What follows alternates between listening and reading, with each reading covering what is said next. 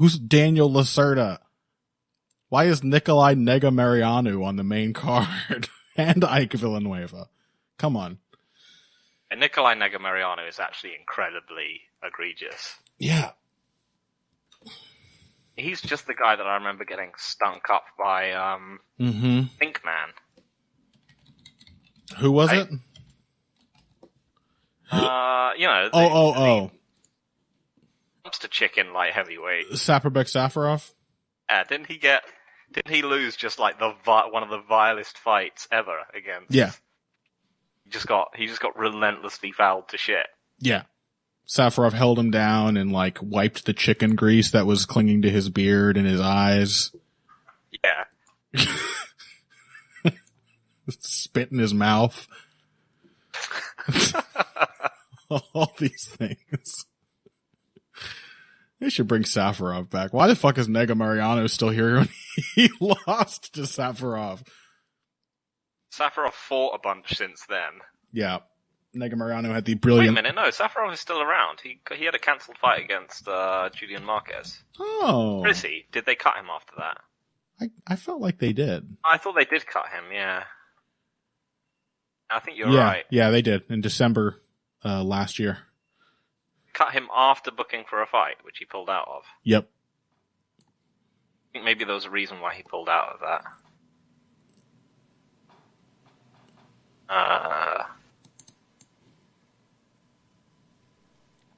It was a weight cut. He had weight cut issues before. Like, past a dumpster that he just couldn't exist.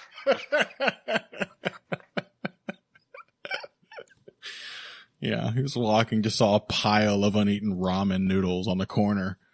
Just dove face first into him. They should not. Shamefaced and gleaming with grease on the scales. His stomach distended. They should never cut a man who is so fun to talk about. Come on. I know. If he was on this card, it would make it so much better. It really would.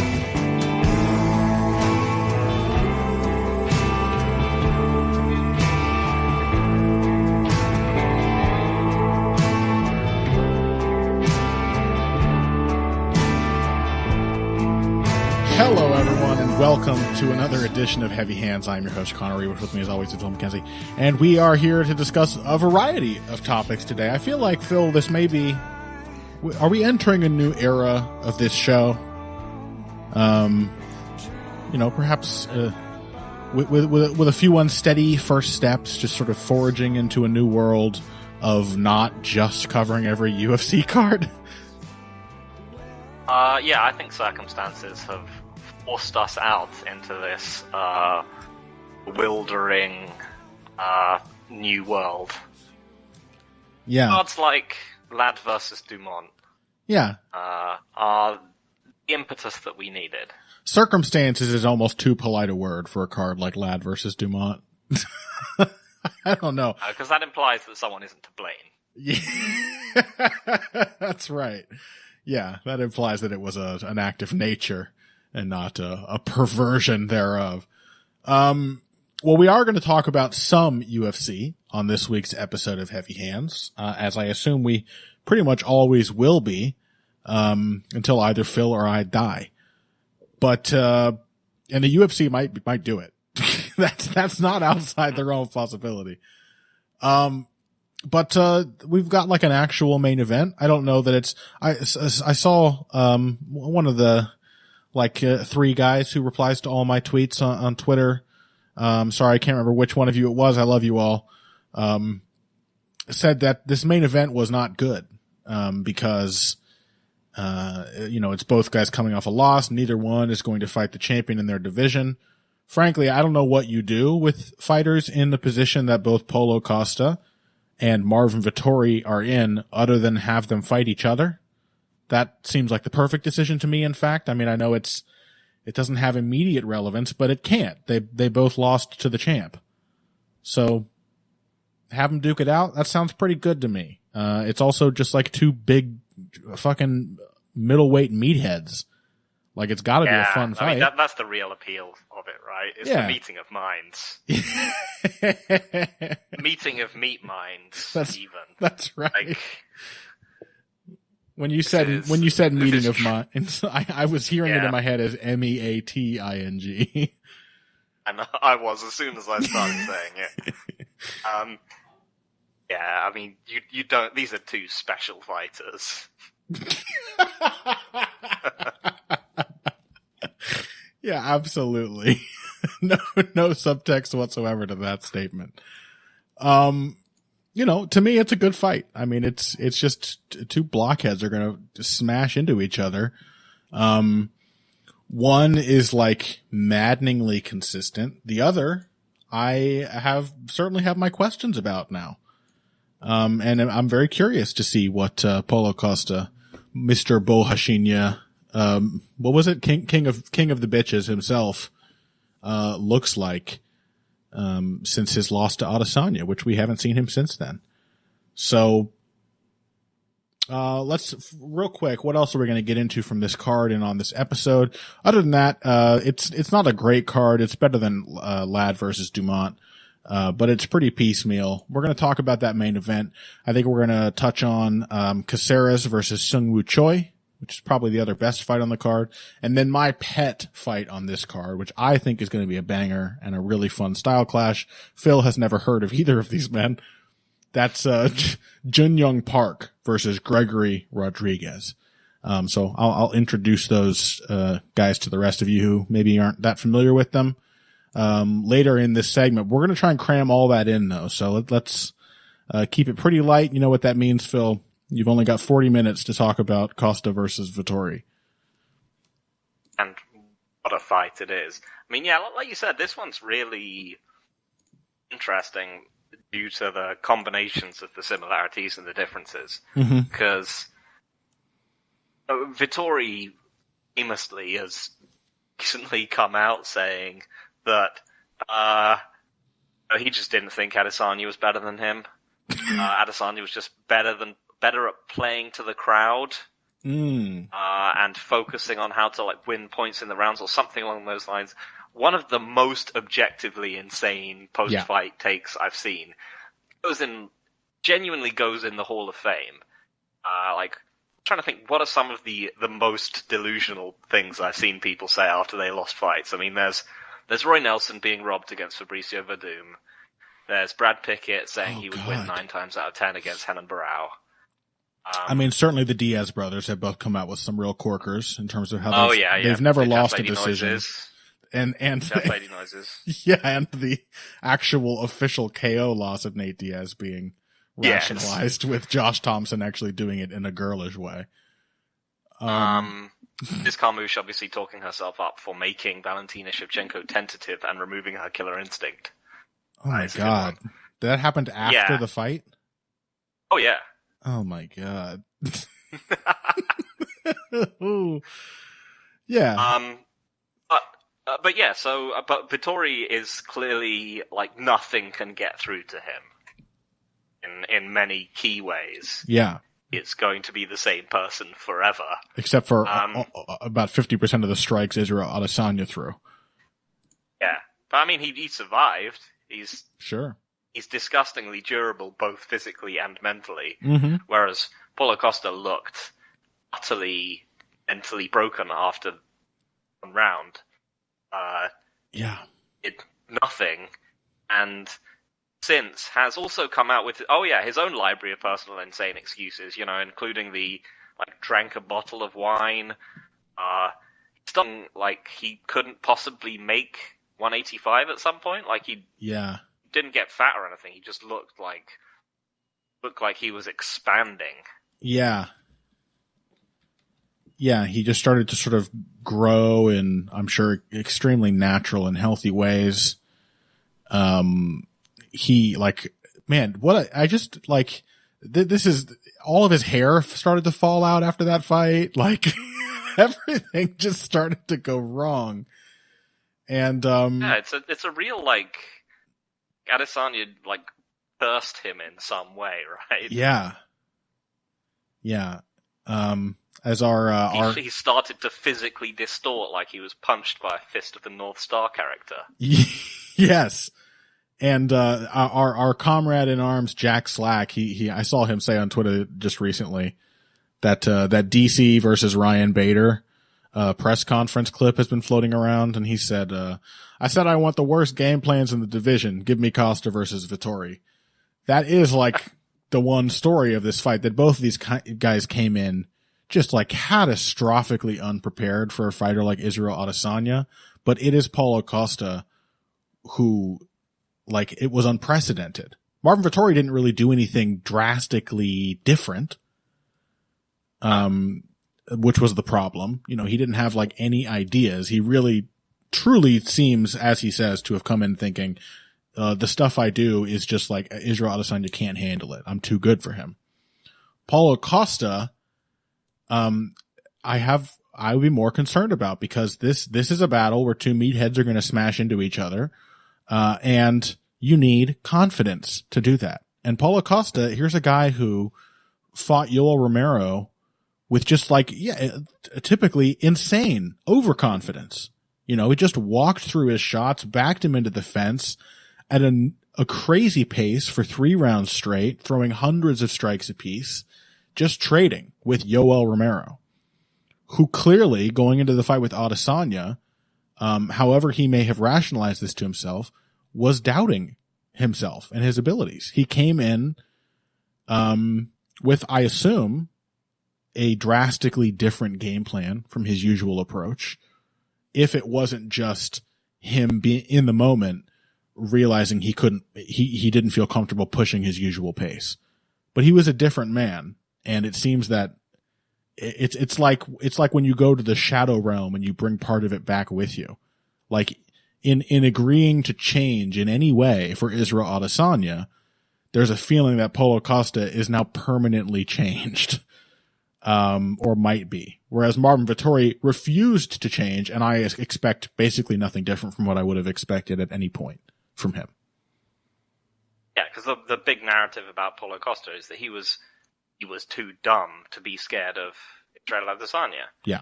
Instead, he came out and stood in front of him and just got his leg kicked off. Yeah. And then had to just desperately stumble forward and got humiliatingly finished. Barely threw a single punch in the entire fight. Yeah, whereas Marvin Vettori is a picture of block-headed consistency. Yes. In all that being said, I think generally you would favor Paulo Costa in this fight. I would, yeah. All things being equal, Marvin Vettori's main advantage, Marvin Vettori does not hit as hard. Yep. Vary his shots like Paulo Costa does. And his main advantage is his offensive wrestling game, which I also really wouldn't expect to work that well on Paulo Costa. Yeah.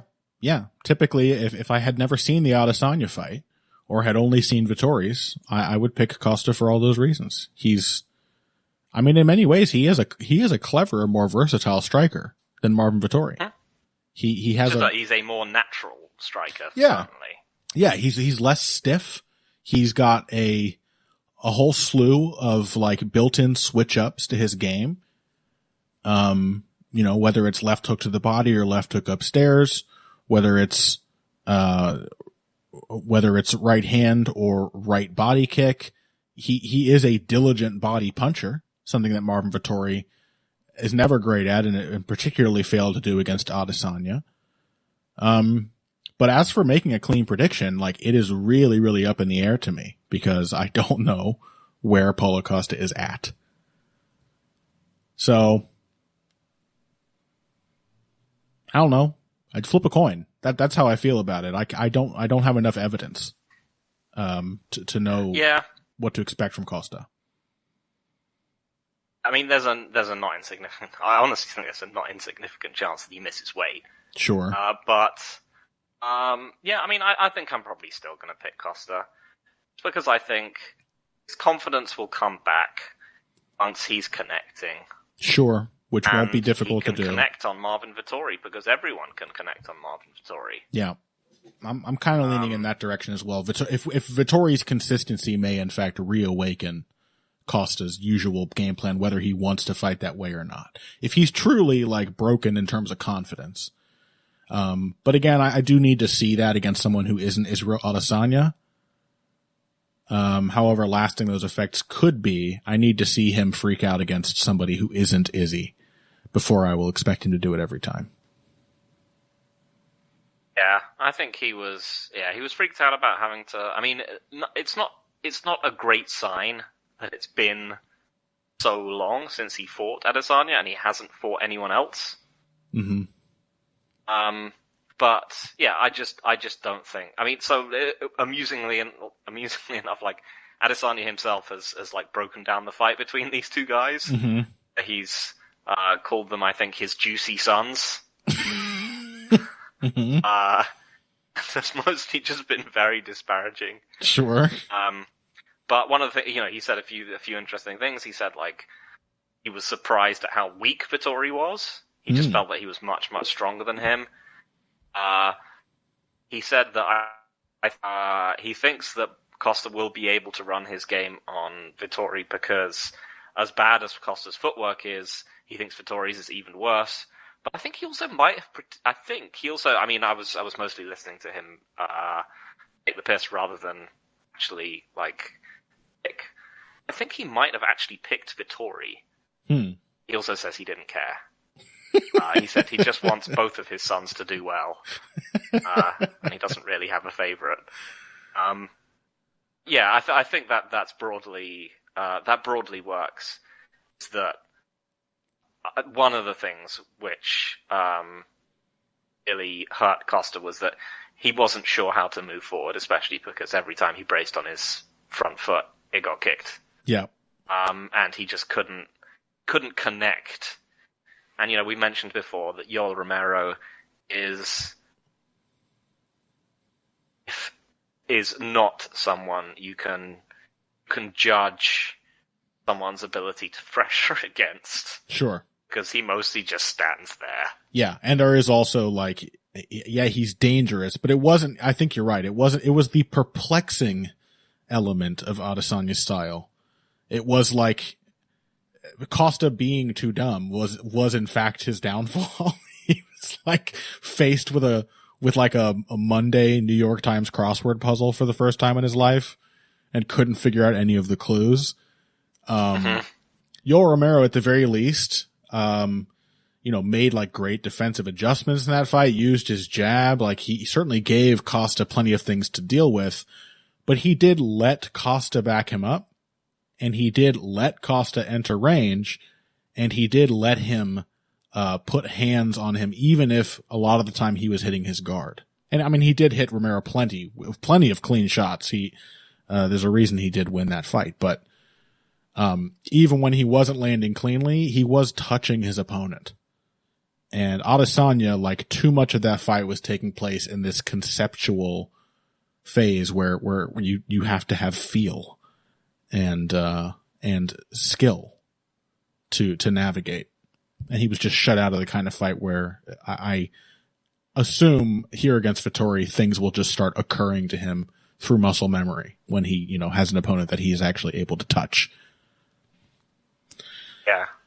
I mean, if he looks genuinely bad against Vettori, I mean, it really will be one of the most impressive, like, pure breakages of a fighter I think we've seen. Yeah.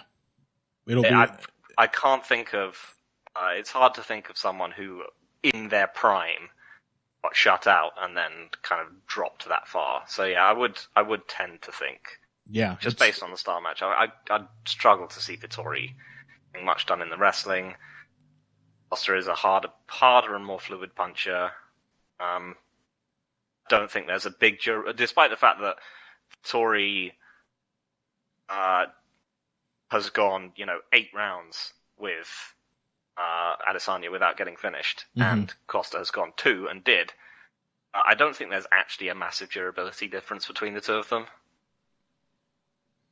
Yeah, Costa got shut out, anxious, started flinching, and then got hit right behind the ear. I'm not ready to believe that again, he went 3 rounds with Romero trading shots. So he seems pretty durable most of the time.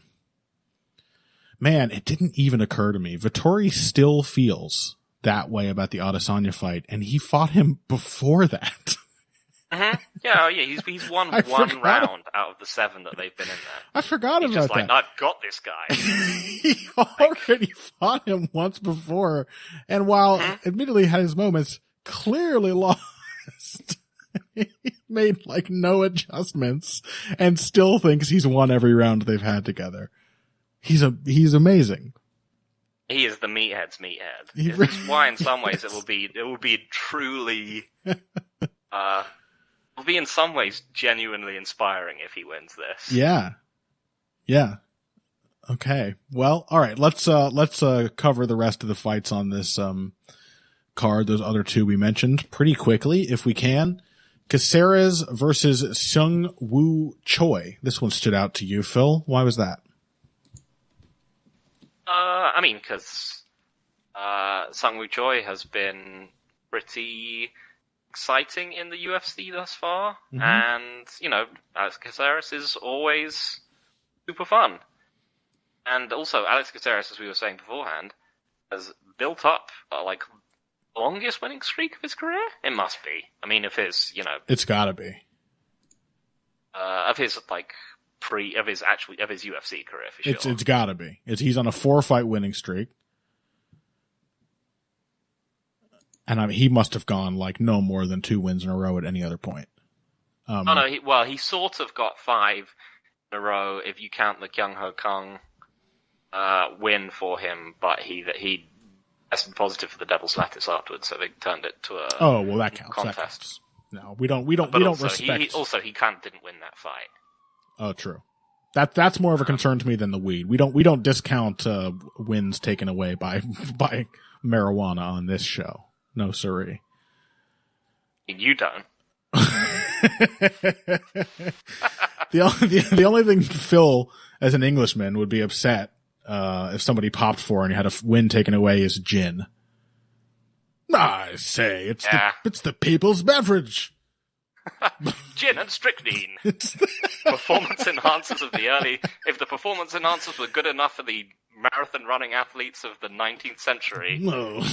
What's the world coming to when a professional fighter can't have his lithium? It's an outrage. Brandy and strychnine that someone took when they ran one of the earlier marathons. I thought strychnine kills you in very small doses. Yeah, it was stupid. Awesome. So this is also one of those fights that I think it's also quite a surprisingly well-rounded fight. Yeah. They're both pretty good everywhere. Mm-hmm. We've seen a couple of different things from Sung Woo Choi. We've seen he can be a competent counter striker, and we've seen that he can just be a physical bully. Who's just walking people down. Sure. So I think that makes it genuinely interesting. I mean, my initial thoughts are that Caceres struggles with pretty much any big puncher. That he just tends to get either scared off or he just goes wild once he starts getting hit fairly hard. But I still think it's an interesting one in that Sung Woo Choi really needs that physical advantage over 3 rounds. Yeah. He's not particularly quick. He's not hard to hit clean. And, when Caceres does get into the zone, he's quite can be quite offensively potent and also extremely unpredictable. Yeah, I mean, that's the unpredictability is why you also just can't count on Caceres at all. We haven't mentioned yet that the reason he's on this 4-fight winning streak is that they are genuinely 4 of the easiest fights in an otherwise stacked featherweight division. At least some of the least threatening, least dangerous, it's just, especially in comparison to the guys that Caceres was racking up that otherwise mostly win-loss record against throughout the rest of his UFC career. He's fought a lot of tough opponents, but also lost to plenty of guys that didn't really go anywhere after beating him. Where's Guan Wang? Is that his name? I think that's the one. Yeah, that guy is that is the low point, really. But yeah, Jason Knight. Sure.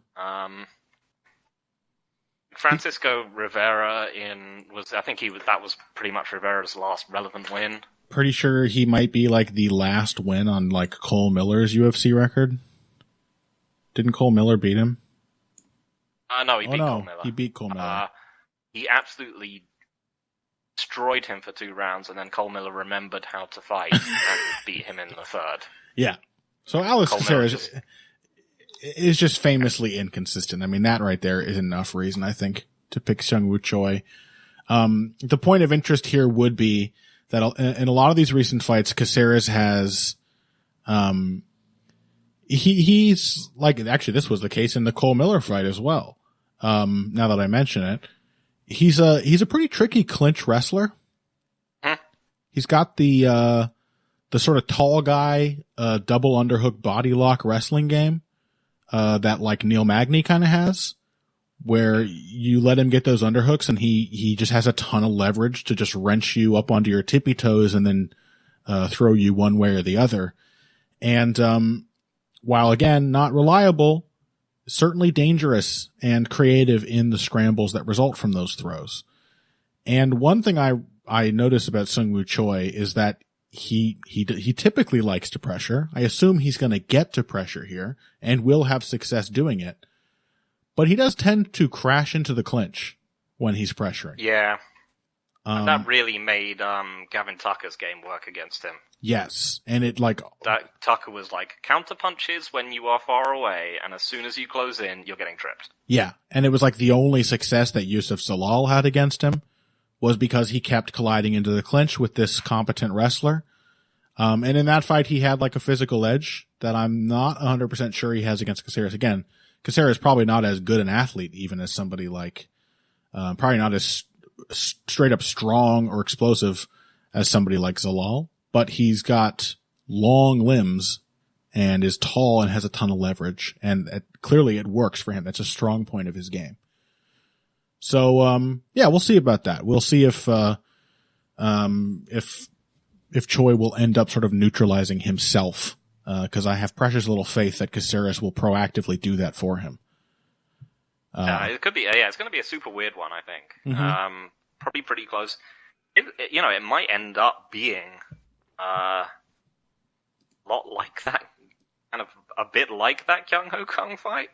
Sure. Just with, like, Caceres actually being closer to Kung than, the other way around. Yeah. He's going to be the one, potentially dictating the wrestling exchanges. Yeah. And it's always interesting seeing a guy like Choi who really seems to be hitting a great stride, facing another guy with, long arms. That's always an X factor, worth keeping in mind. Tall guys don't like meeting other tall guys. They're used to having that security blanket. So I think it could be messy. Lord knows the, tall striker versus tall striker fights are in MMA typically violent and unpredictable. So, I'm picking Choi just because I never pick Alex Caceres, but I am looking forward to it for sure. Same. Okay, last one I will just quickly mention because again, Phil has no idea who either of these men are. Jun-Young Park versus Gregory Rodriguez. I believe this has been relegated to the prelims. I think it is one of the very best matchups on the card. Obviously it has like 0 divisional relevance. You don't have to care about it. But if you are one of those people who will, whether on Saturday or later on ESPN Plus or whatever, just end up watching these fights because you got nothing better to do, you will enjoy this one, I think. It promises a certain level of action. Jun-Young Park, definitely best win. Well, actually, no, I'm going to take that back. It is a little uncertain. He has beaten Marc-Andre Barriault, who has some solid wins in the UFC's middleweight division. And, then most recently he took a majority decision, which I thought he definitely won, from Tafon Nchukwi, who you may have seen most recently just absolutely whooping Mike Rodriguez for 3 rounds. A powerful, technical, young prospect striker who is just a physical specimen. In fact, after losing to Jun Young Park, and Chukwi moved back up to light heavyweight because he was a big middleweight. And Jun Young Park is like a classic boxer puncher. He is totally willing to stand in the pocket and throw extended combinations and rely on skill and craft and the pop in his hands to trade with you. But he that works because it sort of nests in a bed of outfighter boxing skills. And that's how he beat Chukwi. It may end up being a similar tack against Gregory Rodriguez, who is I believe, a jiu-jitsu black belt. I think he moved to the U.S. like 10 years ago to teach jiu-jitsu at an MMA school, but is a really solid boxer in his own right. Much more limited in the length of his combinations. He rarely throws more than 3 strikes at a stretch, but quite technical and versatile. He reminds me, I think I said this to you before, Phil, he reminds me of like if Jacare started boxing way earlier. Because there was a point where Jacare got really into boxing and for the rest of his career had some really sort of, I think, underappreciated craft in his hands and in his defense, and was like this guy who could walk you down, had enough defense to do it relatively safely, but was also a great counterpuncher. And that is how Gregory Rodriguez strikes me. If you want to check out his best win to date, he took on prospect Duško Todorović back in June. And it was a close fight, but very, very clearly Rodriguez's, where he was just able to feint his way into range, put together again these nice short but very crisp combinations, hard punches, but not wasting energy. And then what I really like is when he reaches a point where he's either getting a little tired or the opponent sort of gets a read on him, he is skilled enough to change tack. So there are a couple points in that Todorović fight where you can see him stop pressuring and go on the back foot for a minute and start slipping and parrying and rolling under punches, sort of inviting Todorović to start giving him looks so that maybe 30, 45 seconds later, when he's gotten his reads and recovered some energy, he can start countering and get back in the driver's seat. I always like that. It makes me think of like Aaron Pryor, like insane blitzing pressure fighter, would get a little winded because of that, and then he would just be like a boxer for like 2 minutes, and just let his sort of energy bar refill. So Rodriguez, Jun Young Park. I don't really know who's going to win yet, but it'll be a fun fight. Sold me. Okay, great. Not like I fucking care. After this, we are delighted to have Lucas Bourdon, formerly of the Fight Site, now still doing great kickboxing articles, previews, breakdowns for Bloody Elbow. One of the most knowledgeable kickboxing writers that I know. He's certainly a lot smarter than that Ryan Wagner guy we had on the show a couple weeks ago. So much. And he joined us on very short notice, and we're still very thankful, to discuss Giorgio Petrosyan's knockout loss against Superbon Benchamek. So enjoy that next, and then after that, are we talking about Bellator, Phil? I guess we are. We're talking about Bellator in segment 3. All of that after this. Hey everybody, thanks for listening to this week's Heavy Hands. If you like what you hear, please consider pledging to support the podcast on Patreon. Patreon is basically continuous crowdfunding. You sign up to contribute a certain amount per month to help us with production costs and the like, and in return you get rewards ranging from a mention on the Heavy Hands website to a question or topic of your choice being discussed on the show. We have a lot more in the works to reward you for your help, and we appreciate every contribution. No amount is too small. Just head over to patreon.com and find how you can help out the only show dedicated to the finer points of face punching. Now let's get back to it. All right, welcome back to the show. I'm here still. I'm pretty sure Phil's here. He's tinnier than usual. You probably noticed that already. Phil? Hello. Even that disgruntled was barely audible. So while Phil jams his little backup mic into his mouth, I would like to introduce the guest we are very happy to have back on the show for the second time, formerly of thefightsite.com, now doing significantly better work. I hope you don't take that the wrong way for Bloody Elbow. Lucas Bourdon. Luca, thank you so much for joining us. Thanks for having me. How are you guys? I'm doing all right, actually. Phil? I am doing all right. Sorry, I'm leaning into it a bit here. Yeah. I'm doing all right. Luca, we have you on the show today because something frankly shocking happened over the weekend. Probably one of the few kickboxers we have honestly taken the time to talk about on this show before, and it has been a while since we've talked kickboxing.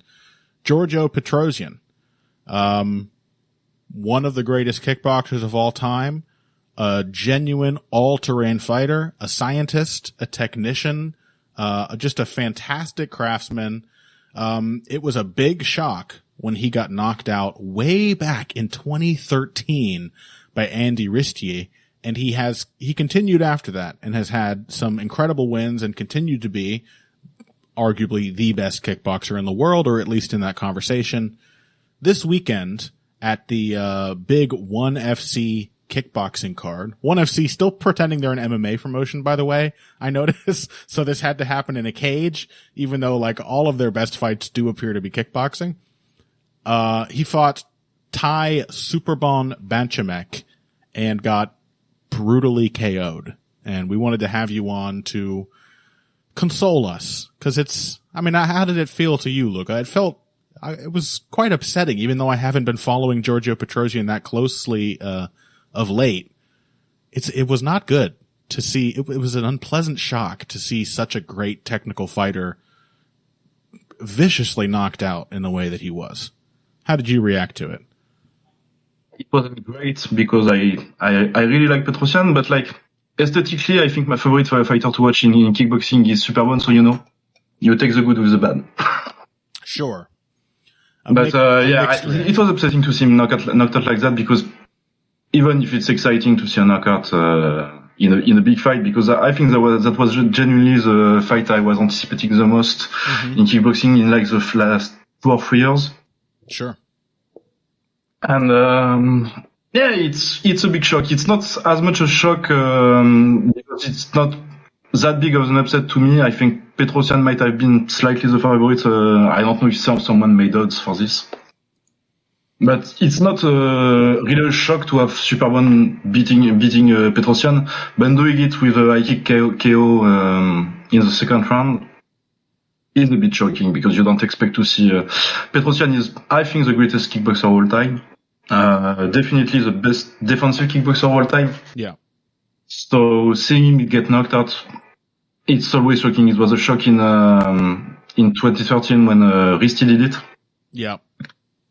And it's like you don't expect it as much, because with Risti he gets knocked out by a fighter who is unorthodox and doing stuff he doesn't expect. Yeah. Whereas with Superbon it's way more of a textbook Muay Thai fighter. Right. So you'd expect Petrosian to read his style a bit more comfortably. And contrary to the Risti fight, Petrosian was struggling against Risti, but he was still winning the first 2 rounds. Whereas I think he was not dominated, but he cleanly lost the first round to Superbon. And I believe in the Ristier fight, there was a low blow that seemed to dispirit him. I have also heard, though not had it confirmed, that he broke his hand, his left hand at some point relatively early in that fight. It's a Petrosian fighter on that time, so he probably broke his hand, because he's like Mayweather in that regard. It's always got brittle hands. Yeah. Too quick and relaxed, perhaps, forgets to close his fists. That was often, I think, the thing with Mayweather. There were some factors there. And as you said, Ristier was a weird, first of all, he was huge. So he's a big lightweight. Yeah, a very big lightweight and a weird unorthodox fighter. The shot he set Petrosian up with was this really, unorthodox, like double shift where he just kept changing stances multiple times in this finishing sequence and got Petro to duck into an uppercut. Here it's like that left high kick that right high kick is Superbon's weapon. Like if you're fighting him, that's as far as I've seen, all of his most spectacular knockouts are right high kick knockouts. I think he got one against the Russian guy Kalzanev, who beat Buakaro a few years ago. Yeah. And yeah, I think his best strike is he has a really overall Superbon is just a really good technician. He got really good kicks, really good front kicks, really good knees. Yeah. And just beautiful to watch aesthetically. Yeah, I totally agree with that. So what is your read on why this happened to Petrosian? What was the technical sort of setup for that in the fight? I think What's that, Phil? What was that, Phil? Hands down. His hands were down. Oh, yes. Don't you love that, Luca? That's been the prevailing take from such technical masterminds. He got knocked out because he didn't block the kick. Thanks for He forgot to block it. Oh, damn it. It's so simple. Fucking get your head up. I think he was really set up by Superbon's rear leg. Superbon worked him over. He boxed a bit, but he mostly used his right middle kick to set up Petrosian for the high kick in the second round. His knee was really good too, so I think he really conditioned Petrosian to expect rear leg strikes to the body. And I think the finishing sequence he throws 2 middle kicks, then a left hook, and then Petrosian starts to pull back. And the right head kick comes, and I think he's expecting either right middle kick or right knee to the body. I think, so obviously people did, there were an awful lot of people, like technical geniuses like Mike Chiavello, whose main takeaway, as expected, was that Petrosian dropped his hand, and that's why he got knocked out.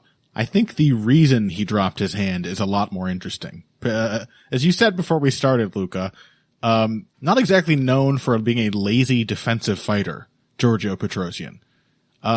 If you watch this finishing sequence, he does not just idly let his left hand drift. He has it in a tight guarded position after he steps into exchange with Superbon, and then feels something coming that compels him to drop his guard.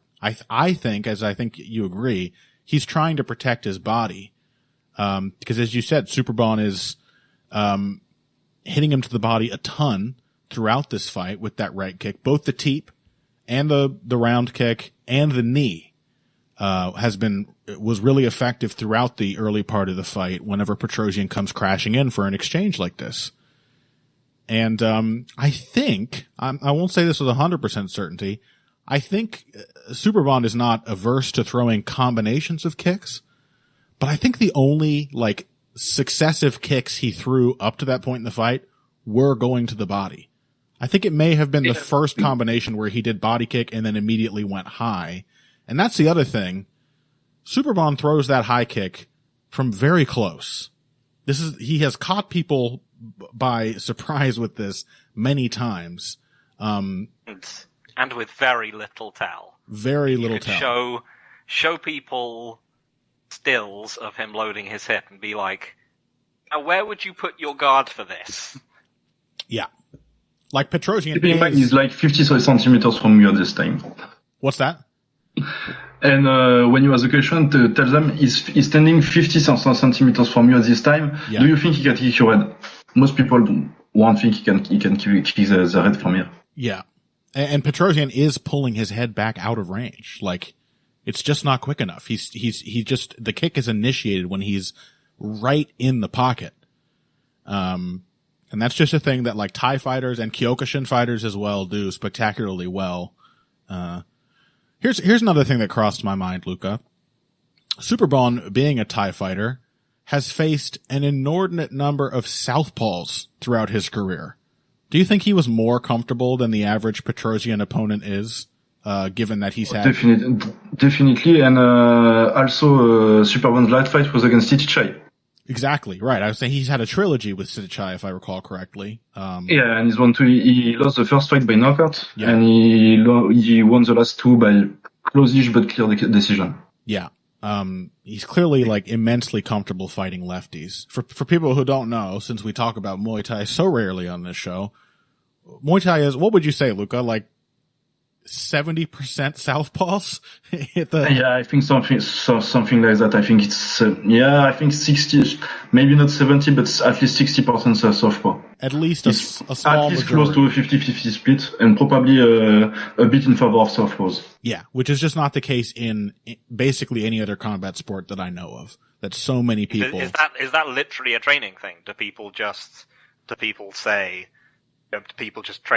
train their fighters up and just say, "You're going to fight southpaw, your rear leg," regardless of whether they're like naturally orthodox?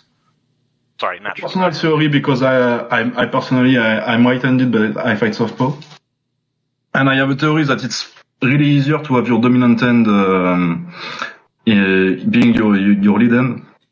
But I'm not sure if there's really a conscious effort. There must be, because they can't all be left-handed. Oh no, yeah. What's the is it just like open stance body kick being like really powerful if you're a southpaw due to the liver being on that side of the body? Yeah, that might be it, but I don't really have an explanation, but I think it does have to do with the kicking, because you'll see some Thai fighters who fight in southpaw in Muay Thai, but if they switch to boxing, they'll switch to orthodox. Yeah. What is it, like 10% of people are left-handed? It is. I think it's something like 10%, and the sport has a huge proportion of converted southpaws, like Luca here. By the way, I wish you told me that before we had you on the show. I didn't know you were a converted southpaw. It makes me think differently about you. Well, he's a cheater. Yeah, it's cheating. It's not fair. Being a southpaw is cheating. Yeah, I think I spent maybe 4 or 5 years of training being orthodox, and then I realized I was switching during sparring rounds. I found myself in southpaw, and I decided, I'm gonna stop fighting it, and just make my coming out as a southpaw. I told my mom; she was very accepting. Wow. France really is a lefty utopia, isn't it? It's ridiculous over there. In so many ways. Yeah. I think it was one of those things where like it's always shocking to see this, like the defensively untouchable fighter get just sparks out cold. Even if you have seen them lose before.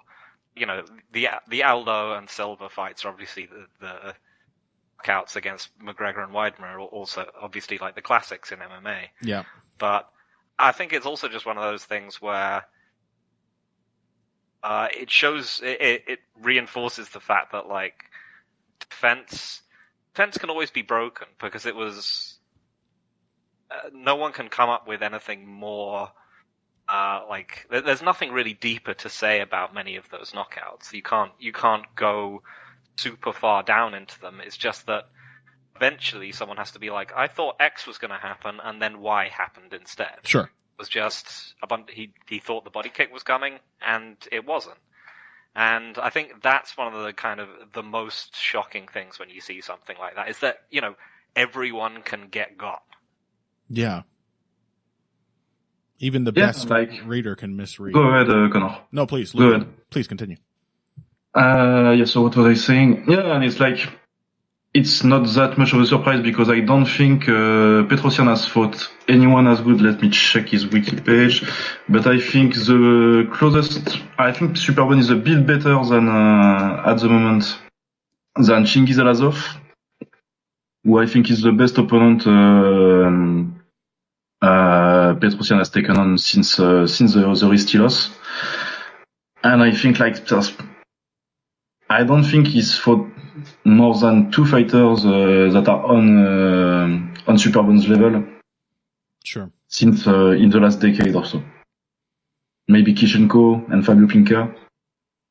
Sure. But it's not just a knockout. This is the other thing I kind of want to talk about. I mean, again, it's a shock. This is the second time it's happened. I believe kickboxing records famously unreliable, but I believe this is the second time Petrosian has ever been knocked out.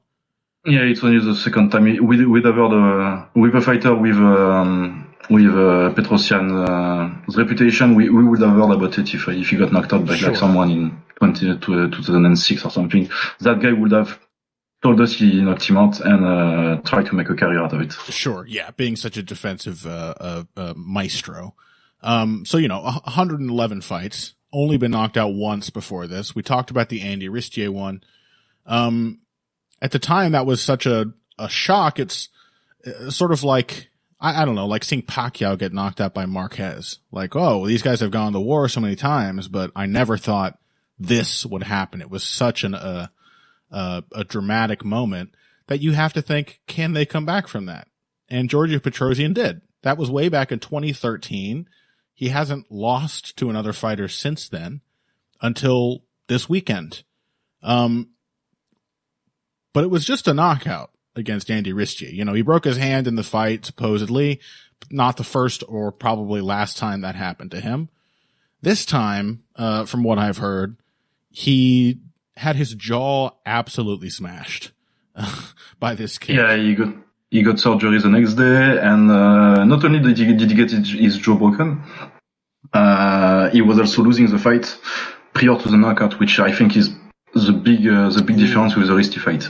Yeah, the Ristier fight, at least he was having his moments. It was getting closer and less certain, but that is a very good point. That Superbon was beating him throughout this fight. So does that change your perspective on Petrosian coming back, or is that just a statement about Superbon's ability? I think that was just if we take just what happened in the fight, I think it's a statement that Superbon is really good, maybe the best in the world, depending on. I hope he gets either Marat Grigorian or Chingiz Alazov. Sure. Because they're having a nightmare tournament. They're at the quarterfinals of the same card. And I hope he gets a rematch with Marat Grigorian, so we can have a definite number one. But regarding Petrosian's comeback, if it was just him getting knocked out, I wouldn't be that worried. Although he's 35, and you always have to wonder how someone will come back from that. Sure. But the broken jaw is really worrying me, because it's like we talked about it before the show. I think it's not quite the worst injury a fighter can have. I think that's a broken orbital, because like for Kell Brook or fighters like that who never came back from it. Sure. Just Koscheck in MMA. And then there are, there are other contenders too, like shoulder injuries are really bad. Spinal injuries are really bad.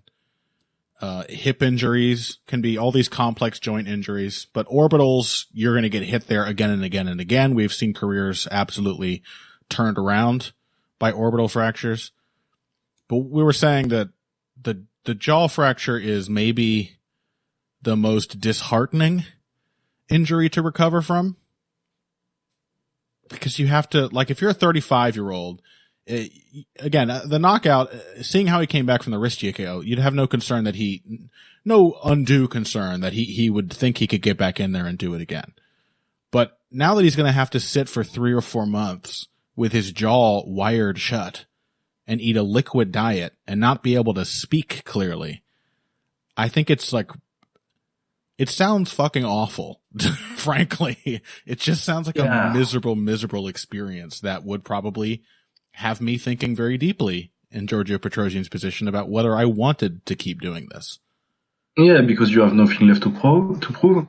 And do you want to sit for 3 months and go, I'm gonna do it again, I'm gonna be 36 when I come back, something like that? Yeah. Maybe 37, because I think he's from 85, so he's gonna be 36 soon. I think he's from December, so he's gonna turn 36 in December. So by the time he comes back, he's 36 and a half, maybe 37. I'm not sure if he'll come back. I'd like him to, and I don't think physically he'll be shot if he comes back, but it's the psychological impact of an injury like that. Yeah. That worries me. And boy, would it not be fun to see Giorgio Petrosyan like limping through. There's certain fighters you just don't want to see them start to really lose it, you know? Yeah, the end of the career of Andy Sauer was quite sad. Yeah. At least Petrosian has a style which should age well. Sure. As long as he's not fighting the absolute best in the world. Yeah, that's the thing. This knockout was so shocking because it's rare to even see him get hit particularly clean. So, you know, he's racked up, I'm sure, a lot less damage than any other fighter who's had 111 professional bouts would have, if not more. But, yeah. All right. So anything else to add on, Petrosian or Superbon? What contest you wanted to see Superbon in again, Luca? It was, Chingiz Ali. So they had also an 8-man tournament, which is really good because they have all the top fighters at 70 kilos now. So Sitichai won against who did he beat? Tayfun Özkan, really good fighter from Turkey and the Netherlands. So Sitichai is going to be the favorite for the tournament because I think he's the best fighter in it, but I'd rather not see it right now because Superbon just beat him and beat him twice. Sure. So if I had my way, the other semi-finalists are David Kiria, who is going to lose to Sitichai again because he lost twice to Sitichai and is not getting any younger. But the other semi-final is between Chingiz Alazov, who fought Petrosian a couple of years ago, and only lost a recent fight to Enrico Kell, but before that he only lost to Petrosian, to Sitichai, and to Marat Grigorian when he was really young. I think he was 19 or something. Sure. So he's a really good fighter, and I think stylistically it will be a very good fight with Sitichai, with Superbon. And you've got Marat Grigorian, who's technically the lineal champion because he beat Sitichai and he knocked out Superbon 2 years ago. And I'd really like to see I'm more interested in a rematch against Marat or a fight against Alazov than a fourth fight against Sitichai right now. Okay. But the division is really exciting in one championship. You've got like maybe I think 8 of my top 10 fighters are in one at the moment. That's pretty cool. It's really nice to have a roster that's on the level of like K1 Max in 2007 or 8. Yeah. Yeah. Is there any more juice to the idea though that I know Superbon has beaten Sitichai in his last 2, but Sitichai is the only one with a knockout, which is kind of weird because Superbon, as far as I know, is more of a finisher typically than Sitichai. But does that? Mm-hmm. I don't know if I'd say he's a bigger finisher than I think maybe on the ratio he's ahead, but he's not fought top fighters as consistently as Sitichai has, and I think Sitichai has more power than Superbon. Okay, so you know, at least there is the fact that Superbon has been knocked out a few times. That adds a little interest there for me. I've enjoyed all the moments I've seen between Superbon and Sitichai, but I also I'm just being picky because they have so many great options. But yeah, right. if it's Sitichai Superbon 4, I'll be watching and very happy with that. All right. Yes. So we mentioned that we were worried about Petrosian coming back, but I think so a bit worried about Superbon because he is 31. That doesn't leave him a lot of time to transition into MMA. Which oh fuck off! You got Cedric Doumbé. You can leave us alone. Sorry, I had to do it. Yeah. So he I'll fights. be so pissed if Superbon leaves. I'll be so pissed. So what? He fights Grigorian. He fights David Kiria, and then rematches Sitichai, and then what? He's 34. How much time does he have left to make a run for the UFC title? Months of sprawl training. It ends with Buakaw. I think Buakaw. Remember when Buakaw did like picks in a gi, and everyone was like, "Oh, he's definitely going to MMA now." Yeah. Great. Well, thanks for that, Phil.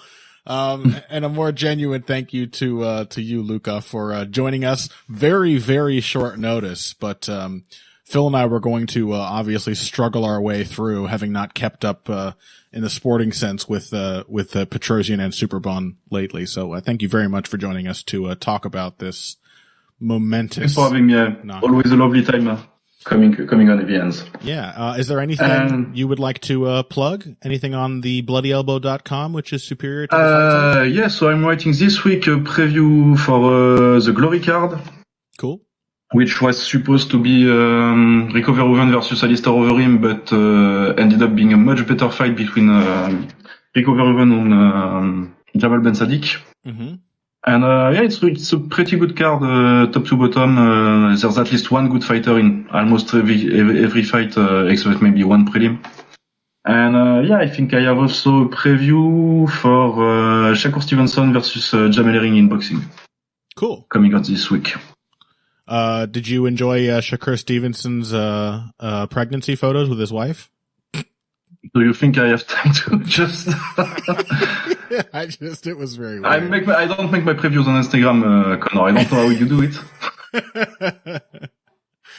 Well, you heard the man. Best era in terms of all these great kickboxers being locked down in one organization since the K1 the K1 days of about 2007, when it's probably when I really got into combat sports, was during that era of K1, watching, Buakaw and Sauer and all these great fighters going at it. So kickboxing is very exciting right now. If you want to get into following the sport more, you should definitely check out Luca's interviews, one of the most knowledgeable guys regarding that sport. And we thank you again for joining us, Luca.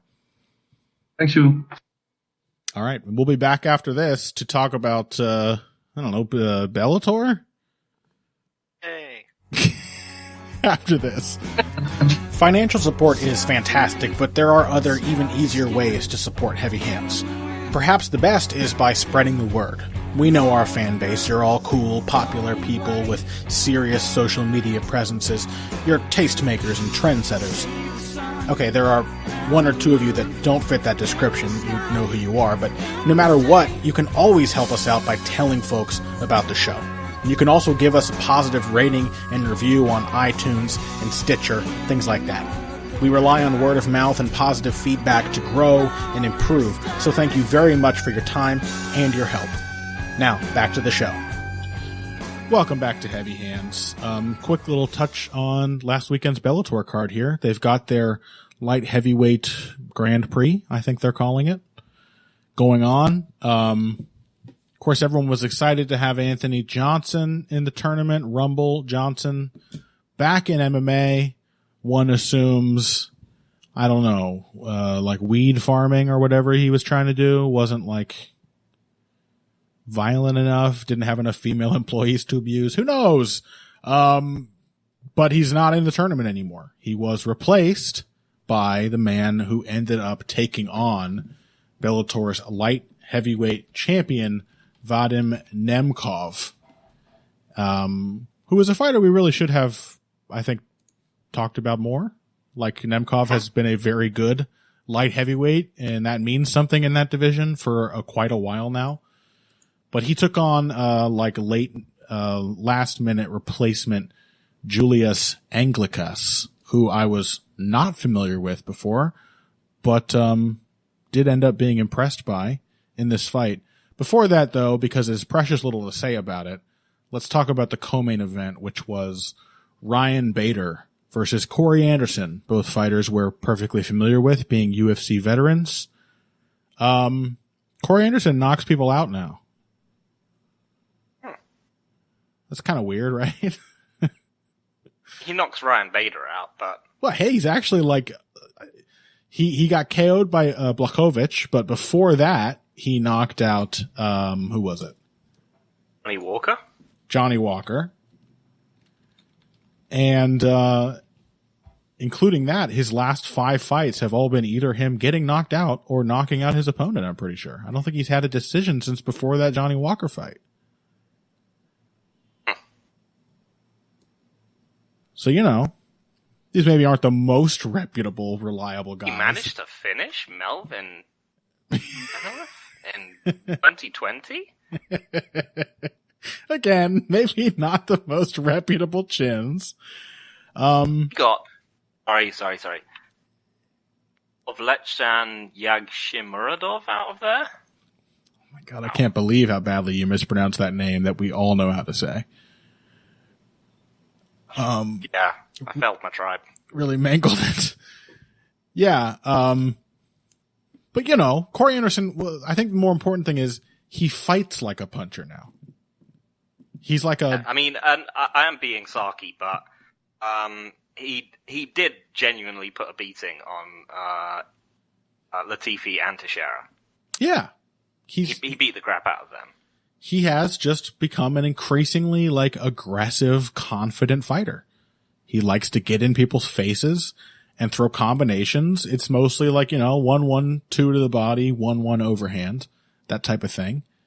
But, hey man, pressure will take you a long way in this sport. And I think Corey Anderson, I think he took the right cue. Like he was essentially for a while, as a young prospect, a light heavyweight Frankie Edgar. Yes. And, Frankie Edgar had a high output style that really, really worked in the older meta. But as we all know, MMA these days is coming forward and throwing volume. And Corey Anderson just leveraged that like rote high output style into a more aggressive approach. And kudos to him for being so scary and confident when he does it that he actually convinces people like Ryan Bader that he can knock them out. And I think that is the secret to knocking out Ryan Bader. You know, yeah. You have to persuade him that it's going to happen before it happens. That is definitely how Bader looked in the fight to me. Like it's kind of weird seeing him look kind of as shook as he did against Rumble, against Corey Anderson of all people. But that's sort of what I get from his body language. There are several instances in the short, like 50 seconds or whatever, of this fight where you can see Bader entering exchanges with a flinch already on his face. And there's also like a weird parallel. Again, all of these comparisons are upsetting to me because it's Corey Anderson, but, there's a weird parallel too to his knockout loss to Machida. Bader's knockout loss. Yeah, I mean, so it does seem like Bader has had a whole bunch of humiliating KO losses in his career. He's never lost a decision. Been able to come back from them every time, no matter how bad they were. And, you know, he does have some of the all-time, like, he has an impressive low-light reel of him just looking terrified and getting blown out of the water by a 100-year-old Tito Ortiz. I sure hope Ben Cohn is listening to this episode. I'm sorry, Ben, we have to do it to him. We have to. Yeah. But this one was, it's like they tried to give him his confidence back. They gave him Lyoto Machida, like, you know, like a cat that's become scared of the mice that it's supposed to hunt. They just give it one with its back broken. It's like, here's ancient Lyoto. Look, remember, see, he scared you once. He's not scary now. Hadn't he... Get it, eat up. Go on, you can get it. And then he comes in, like, looking super bad again. Yeah. It is a bit sad because Ida has been one of those guys who just genuinely worked super hard to overcome his shortcomings, but it's that he's also like, I'm also kind of happy for Corey Anderson because he's also a guy, as you mentioned, who has done those things, and he's now saying like, I'm the best light heavyweight in the world, and like, no, he's probably not, but it's not the most outrageous thing to say in the world. No. Two people fighting for the UFC light heavyweight strap. He has dominant wins over both of them. Yeah. Also has a loss to Jan Blachowicz, but no, he crushed like both of them over the distance. Like, really convincingly. Yeah, it does. It says something about something unflattering about Bellator as a promotion. Nothing is as unflattering as any time that John McCarthy is on the mic, but it does say something unflattering about the promotion that like the division in which they compete best with the UFC one of those few divisions they have that really competes, is like the last one I want to see them compete in. But genuinely, like, there are 4 guys who they're in the top 10 light heavyweights in the world. No question. You can argue if any of them are the best. I think that's a hard discussion to have, but like Corey Anderson, Ryan Bader, Phil Davis, Vadim Nemkov, these are absolutely would hang in the UFC's top 10. They've 3 of them did already. So like, yeah. Yes. No. Many of them either became visibly better or like were able to, or like any of their worst matchups basically either faded out of or left the division anyway. Mm-hmm. And any one of them could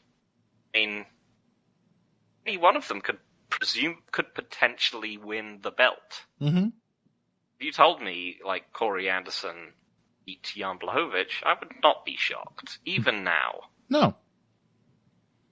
I mean, he has beaten him. Yeah. I don't think Jan has improved that much out of sight that I would totally trust him against a super high-paced, consistent wrestler if he doesn't get him out of there early. Right. And he would almost certainly beat Glover Teixeira again. Sure. Absolutely. Nothing's changed there.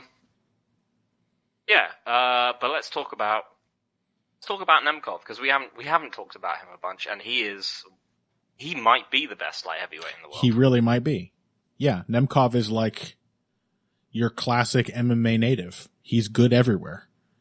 There's something just so perfectly middle of the road about Nemkov, which is maybe why we haven't discussed him much. Yeah, he's like a more consistent light heavyweight Leon Edwards in that way. He's just look at him and you're like, oh, he's good. Don't insult the man. Don't insult the man. Yeah. He's more exciting than Leon Edwards. He does all sorts of dynamic shit and goes for finishes and accepts risks, you know. Just because he happens to be able to out-grapple basically everyone he fights doesn't make him Leon Edwards. He had one hiccup here, but was still surprising because he's such a solid, well-rounded fighter. He throws like a thing he does frequently. He's got a nice jab, certainly for a light heavyweight, and he can be a bit rote on the feet. Nothing wrong with that necessarily, but there's a pattern that he does over and over in the early going of this fight. Step in with the jab, duck down as you step back out of range. In fact, when he gets knocked down by Anglicus, he doesn't step back. He ducks and then tries to come up with an uppercut. The list of MMA fighters who throw a good technical uppercut is genuinely very short. And Nemkov it's no particular black mark against him, but he's not part of that company. And he gets caught with a right straight down the middle, knocked down, and it's one of those. He's 100% flash KO'd. Yeah, he's definitely badly hurt and goes down like completely limp for just an instant. But it's one of those hiccups that ends up making him look the guy on the wrong end of it look better. Everybody gets hit clean and tagged sometimes, and the fact that he can, has the wherewithal, enough technique and experience on the feet to stay safe in a few moments and basically prevent Anglicus from laying another finger on him. Experiences a little pressure and then just like boom, clean blast double, and he's all over Anglicus on the ground. And Anglicus has a couple moments grappling in this fight, and again, they all just are like reversed so quickly by Nemkov that none of them actually end up looking like flaws on Nemkov's part. Yeah, because he'll go for like armbar off his back and lose position. But I think one of the things is that he is an immense pace fighter for light heavyweight. Yeah. And that's something which I think has probably been driven out at least of the UFC by Jones deteriorating and Cormier leaving. Oh my God, you're there are right. few people who can push that kind of pace. You're right. I mean, Yuri Prochazka, he's the pace hero. Yeah. In the UFC light heavyweight division right now, but certainly not Blachowicz.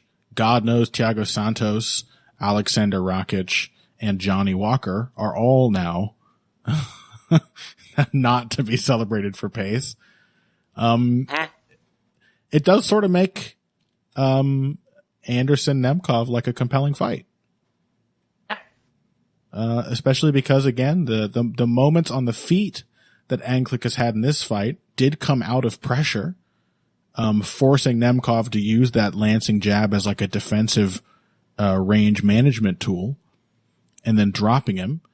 Anderson is not shy about exchanging with somebody who throws out predictable leads. That is exactly what Bader did. He went for this ugly slapping left hook with way too big a step, more than once, and that was what got him knocked out, getting hit on the ear while going for that shot again.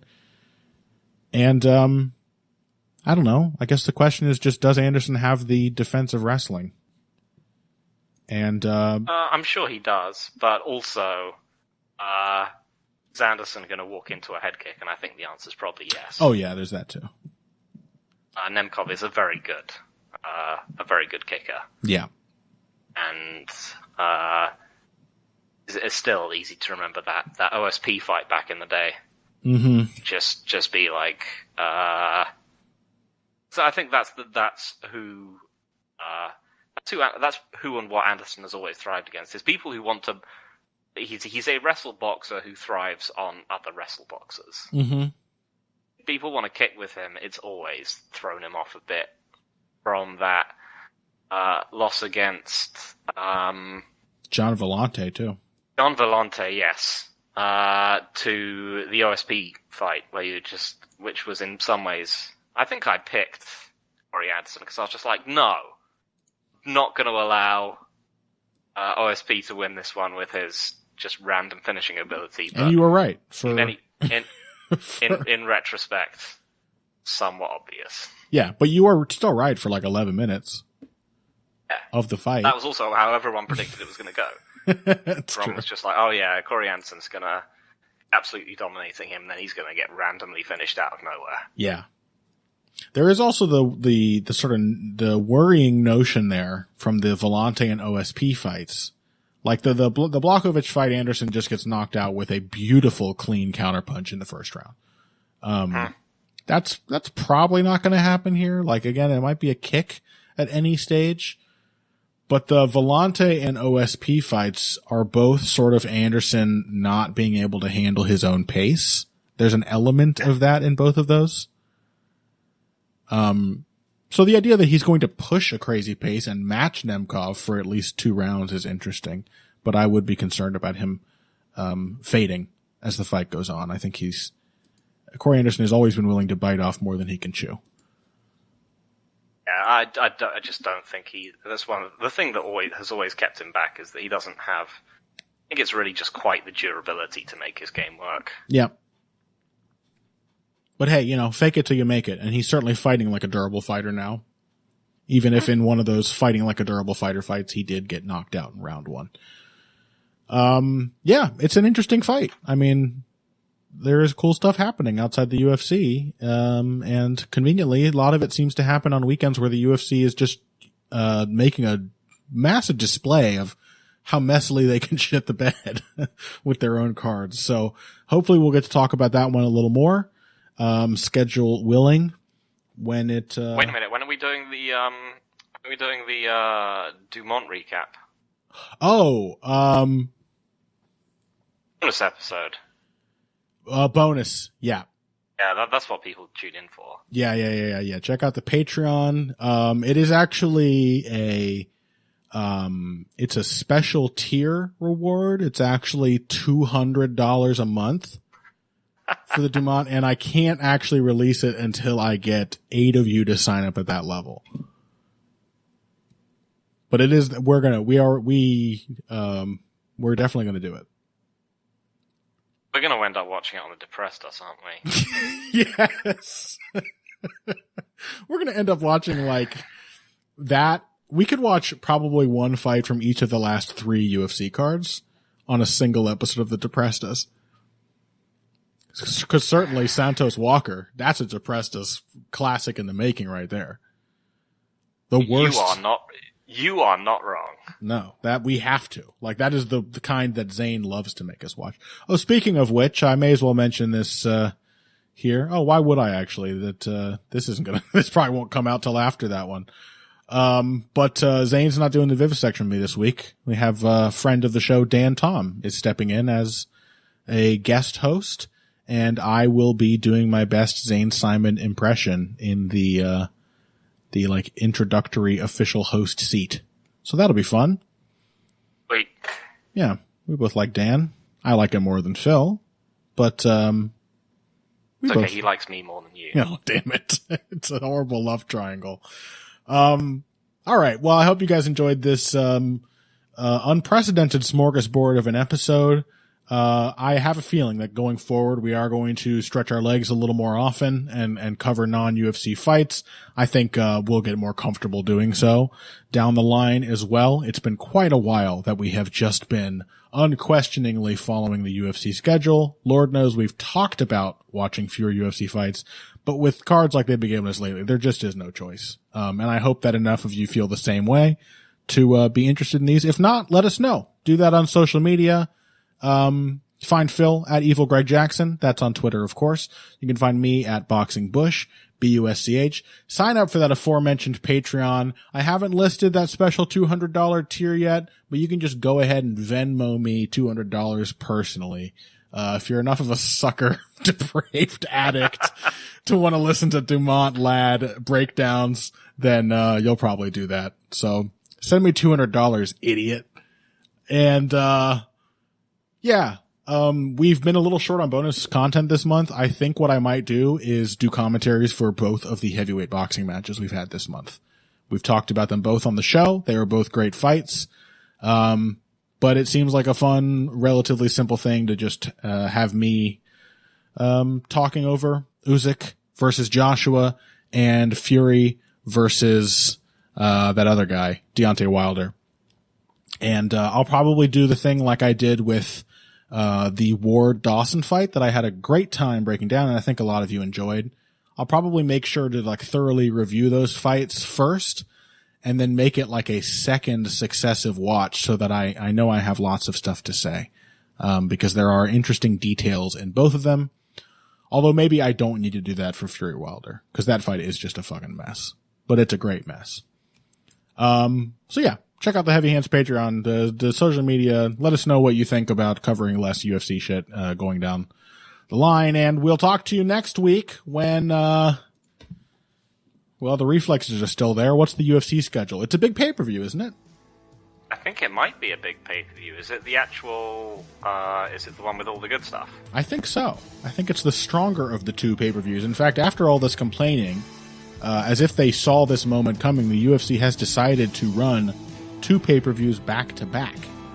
There's Blachowicz versus Teixeira, which is that's a fight made for heavy hands, which also has Petr Yan versus Corey Sandhagen on the undercard, Islam Makhachev versus Dan Hooker, Ankalaev versus Uzdemir. It's just full of great fights.